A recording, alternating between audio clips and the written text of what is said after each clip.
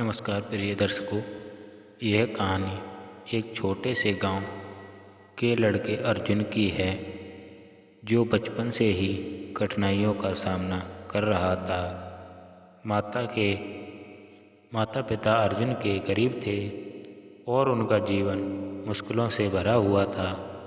उसके पास अच्छे और महंगे खिलौने शहरी बच्चों जैसी सुविधाएं नहीं थीं, लेकिन उसमें एक बात खास थी, वह कभी भी मुश्किलों से हार नहीं माना करता था।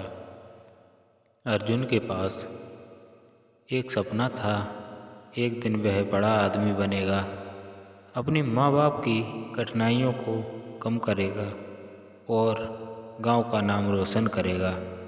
लेकिन उसे जो सबसे बड़ी मुश्किलें थीं वह थी शिक्षा की कमी, संसाधनों का अभाव और उसका खुद का आत्मविश्वास।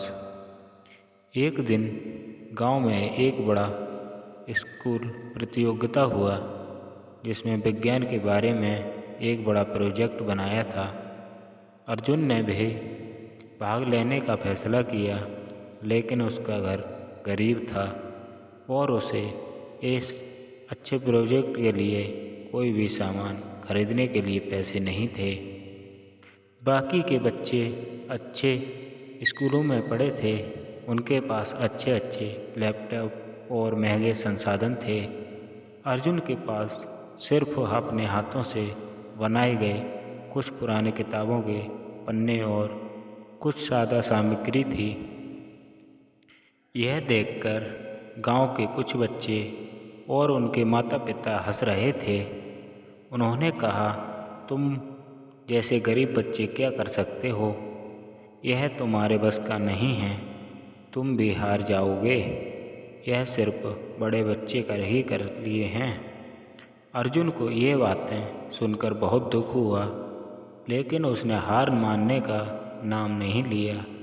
उसने ठान लिया कि चाहे जैसा भी हो अपने प्रोजेक्ट को तैयार करेगा। उसने पुरानी किताबों से जानकारी जुटाई, पुराने खिलौनों से कुछ छोटे मॉडल बनाए और रात भर मेहनत की। उसकी मेहनत रंग लाई और उसने ऐसा प्रोजेक्ट तैयार किया कि जो सबको हैरान कर देने वाला था। प्रतियोगिता के दिन अर्जुन ने आत्मविश्वास के साथ अपना प्रोजेक्ट प्रस्तुत किया। सभी लोग उसकी तैयारी और मेहनत को देखकर चकित रह गए और सबसे बड़ी बात, उसने पहला स्थान हासिल किया। यह उसकी कड़ी मेहनत और कभी हार न मानने की सोच का परिणाम था। अर्जुन की कहानी सिर्फ उसकी नहीं बल्कि उन सभी लोगों की है जो कि किसी भी मुश्किल में देखकर हार मान लेते हैं।